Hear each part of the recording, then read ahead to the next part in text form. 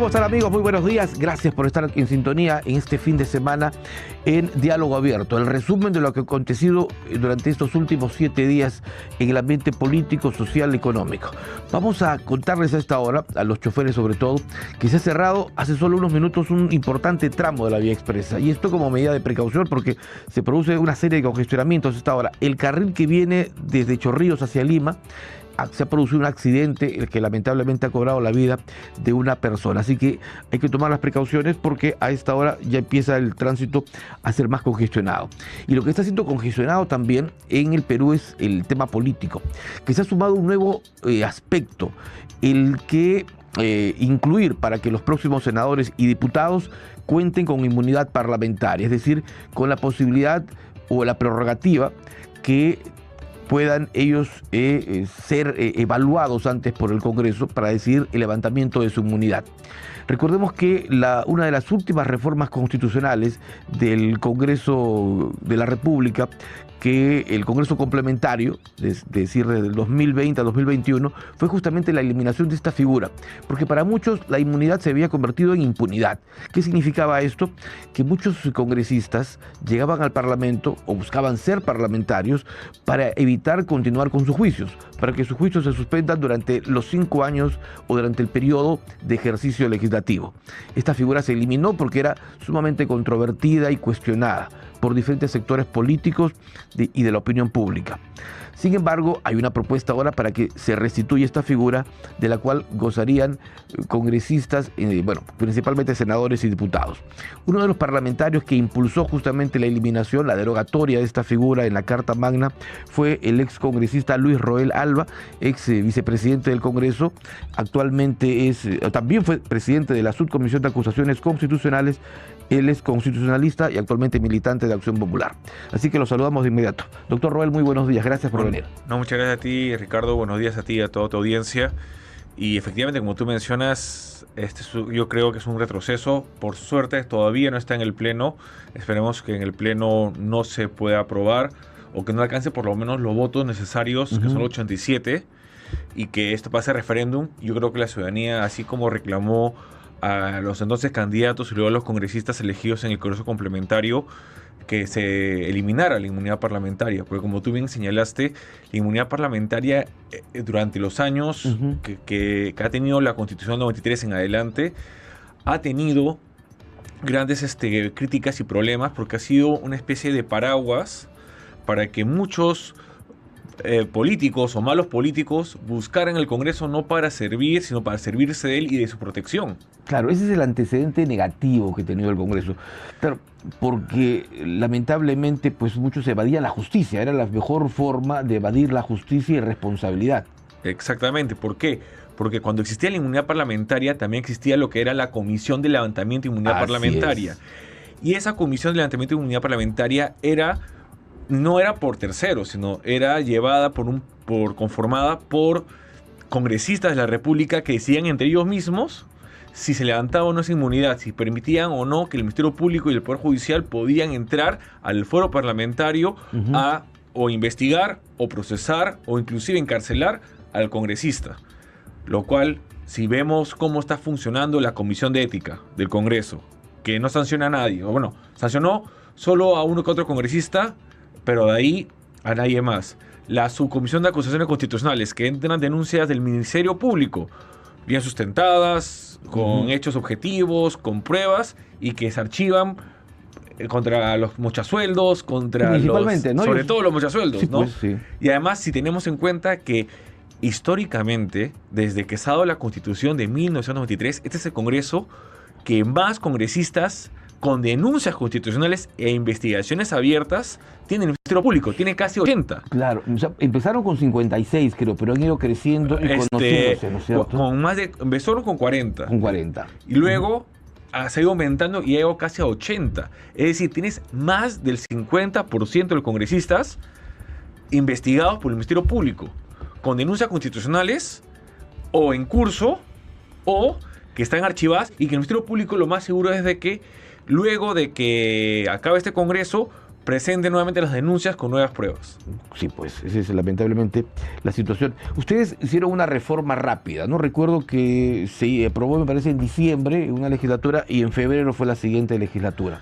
Exacto. Y hubo un gran consenso sobre todo, ¿no? Se aprobó esta reforma por una amplia mayoría que superó los 87 votos. Sin embargo, durante estos ya 4 años casi del Congreso, como lo decía el doctor Roel, pues lo que hemos visto es justamente situaciones de ese tipo, ¿no? Hay quienes sostienen que, a ver, otro beneficio que podrían ser es el antejuicio político, ¿no? Que se pasa justamente por la subcomisión de acusaciones constitucionales, pero que empieza a dormir el sueño de los justos, ¿no? Cuando Exacto. llega, ese es el gran problema, ¿no es cierto? Entonces, senadores y diputados tendrán esta prerrogativa. Lo que nos explicaban algunos expertos es que esta reforma tiene algunos candados, a diferencia de las anteriores, que por ejemplo solo permitiría la inmunidad para los delitos que son cometidos dentro del ejercicio de la función, es decir, no los anteriores, como ocurría anteriormente. Que de alguna manera esto podría, solucionar en parte lo que era anteriormente. Pero imagínense, si hoy por hoy, justamente con el antejuicio político, que busca para todos los oyentes, el antejuicio político es la prerrogativa que tienen los altos funcionarios públicos, entre ellos los congresistas de la República, de que antes de que el Ministerio Público inicie una investigación por un delito cometido dentro de sus funciones, pase por el Congreso de la República y que este sea quien decida o no levantarle ese fuero.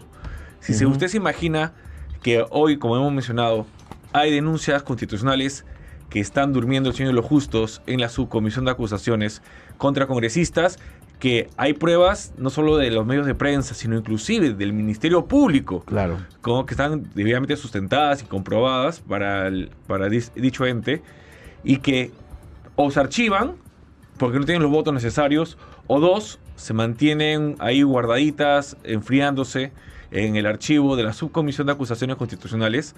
Se imaginará cuando tenga que pasar por una comisión similar de levantamiento de inmunidad parlamentaria, va a pasar lo mismo. Que será una comisión bicameral, ¿no? Entiendo. Lo que va a hacer es que va a haber una comisión de levantamiento de inmunidad parlamentaria para la Cámara de Diputados y una para la Cámara de Senadores. Ah, correcto, uno para senadores, otro para diputados. Y ahí, imagínense, ahí van a haber los mismos acuerdos políticos que podrían existir en la actualidad, de que nos cuidamos entre nosotros, nos blindamos entre nosotros y acá no pasó nada.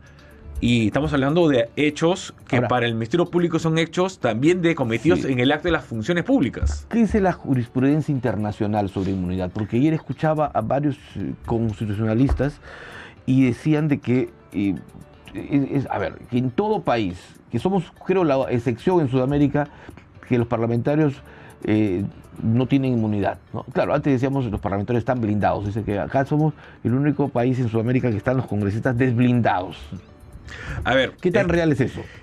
Efectivamente, en el derecho comparado, en las realidades comparadas, la inmunidad parlamentaria sí existe. Claro, un poco más, un poco menos, pero existe. Pero vuelvo a señalar, el Perú es una realidad política y social totalmente distinta a la de otros países. ¿Y esto es por qué? Porque tenemos partidos políticos que se hacen cargo y responsables de los militantes que llevan al Parlamento, y que además también hay candados, porque claro, si esos militantes se comportan incorrectamente, atentan contra los principios y valores del partido y cometen delitos, lo que hace el partido es, primero, no los blinda, no los protege, son los primeros en denunciarlo y además fomentan de que sea desaforado. Acá vemos totalmente una realidad distinta, en donde los partidos o no se hacen cargo, no se hacen responsables, y además dentro del Parlamento no lo desafueran al congresista. Entonces sí, efectivamente, la inmunidad parlamentaria en la realidad comparada en otras realidades de otros estados existe, funciona con otros límites, con otras prerrogativas, pero son realidades políticas que en verdad no podría aplicarse al Perú. Porque el Perú es totalmente distinto en cuanto a la estructura política que tienen los partidos, en cuanto a la tradición política que tiene y el contexto político en que vivimos. Porque si uno dijera, tenemos partidos responsables, tenemos congresistas que en verdad estas situaciones de mochasueldos, inclusive de violaciones. Acuérdense, hemos tenido al excongresista Freddy Díaz, que ya está condenado y en prisión por un caso de violación. Claro. Y tenemos así otros casos que son evidentes y que el Congreso en verdad no ha hecho nada respecto de sus propios integrantes. Si nos damos todavía una herramienta más de inmunidad parlamentaria, ¿qué podría pasar?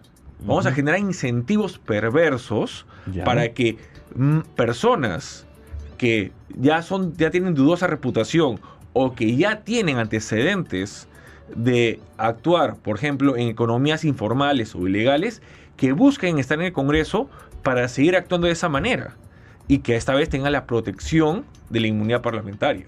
Sí, pues.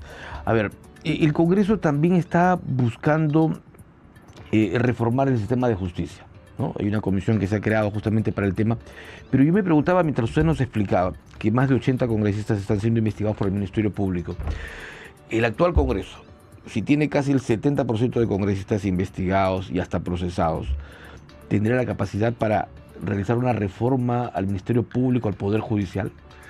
Un ejemplo, el Ministerio Público y el Poder Judicial han enviado sendos oficios al Congreso de la República para que evalúe las reformas en el sistema de justicia, tanto en la normativa penal como en otras figuras jurídicas que atentan contra sus funciones y competencias. ¿Qué ha hecho el Congreso? No ha hecho nada.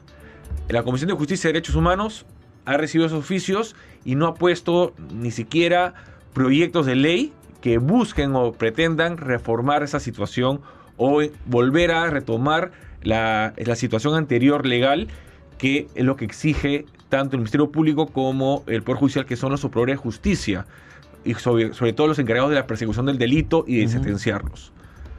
Esta comisión de reforma, dudo mucho que, aunque escuche al Ministerio Público, aunque escuche al Poder Judicial, al Tribunal Constitucional, a la Contraloría General de la República, al Defensor del Pueblo, etc., dudo mucho que puedan hacer una reforma que en verdad persiga los fines que todas esas instituciones del sistema de justicia pretendan, que es obviamente el transparentar las cuentas, transparentar la función pública y buscar evitar actos de corrupción o que se cometan delitos en la función pública.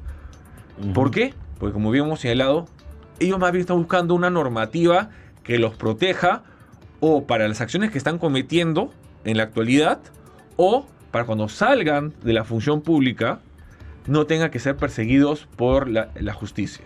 Sí, pues ahí hay mucha presión en ese tema. Estaba repasando declaraciones suyas al diario Perú 21 y usted ha señalado que actualmente la Constitución en su artículo 93 ya establece que el procesamiento por la comisión de delitos comunes es competencia de la Corte Suprema, ¿no?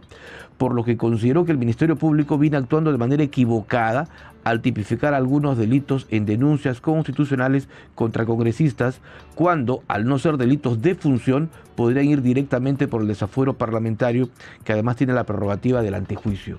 Claro, es decir, debería ir directo.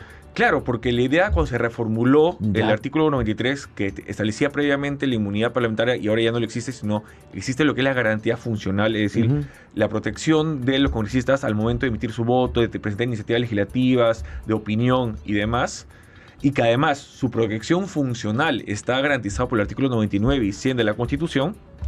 Entonces, por delitos comunes, así como cualquier otro funcionario, podría ser sancionado o podría ser directamente denunciado por el Ministerio Público. Pero ¿qué sucede? Creo que el Ministerio Público trata o no ha entendido muy bien la figura jurídica de la nueva función que tiene el artículo 93 de la Constitución conjuntamente con el artículo 99 del antejuicio político, de separar qué actos que cometen, por ejemplo, los congresistas. Pongamos el ejemplo claro, mochasueldo. Correcto. Un mochasueldo no es un delito de función. Eso es un robo que le comete el jefe a su trabajador. Eso no es un delito, eso no es un delito de función, no es un delito que haya cometido en el ejercicio de sus funciones, es un delito común y corriente. O peor, el delito de violación. Claro. No sexual. Ese es un delito común, no es un delito de función. Y la Comisión de Ética se demoró y el Pleno se demoró más de un mes para que... Exactamente. Mientras buscaba una salida, ¿no? Cuando aquí es claramente el Ministerio Público, oiga, este es un delito común, Claro, directo. directamente presento la denuncia, la Corte Suprema obviamente evalúa y dice, sí, es un delito común. Y listo. Este es un tema muy importante. Y esto se podría inclusive, o sea, esa fue la idea. Oiga, separemos, ¿no?, lo que en verdad hacen los congresistas, sus labores, sus funciones constitucionales, con sus labores que no son netamente congresales. La idea del artículo 93 actualmente es una garantía funcional que tiene esa protección y que, obviamente, esas funciones, si hay una investigación por el ejercicio de las mismas, tienes el artículo 99, el antejuicio. Claro. Bueno, ahora con de aprobarse la inmunidad, ya dejaría sin efecto lo que establece el artículo 93. Exactamente. Si se aprueba la inmunidad, exactamente. Ya esta idea de que los delitos comunes cometidos por los congresistas puedan ser inclusive denunciados directamente por el Ministerio Público, ya no se podría hacer y obviamente tendríamos nuevamente la denominada inmunidad-impunidad. Sí, pues. Muchísimas gracias. No, muchas gracias a ti, Ricardo. Doctor Luis Raúl, por explicarnos sobre todo esto. Es importantísimo, hay que desarrollar, a ver si luego entrevistaremos a funcionarios del Ministerio Público también. Son las 8:28, vamos a una pausa, vienen titulares y retornamos para hablar sobre los temas del ambiente. Hay novedades desde Ancash, vamos a estar en contacto con el ministro del sector justamente porque él nos va a hablar desde el Nevado del Huascarán en un contacto en vivo. 8:28, pausa y retornamos.